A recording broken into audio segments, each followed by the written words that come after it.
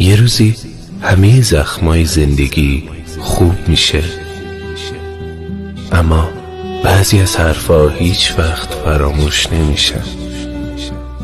نه که چون حرف تلخه، نه، چون کسی بهت اونو میگه که اصلا انتظارشو نداری.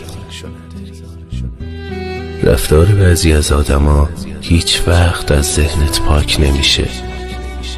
شاید اون رفتار از نظر خیلی یا بد نباشه، ولی فقط خود تویی که میفهمی چقدر به خاطر رفتارش داغون شدی.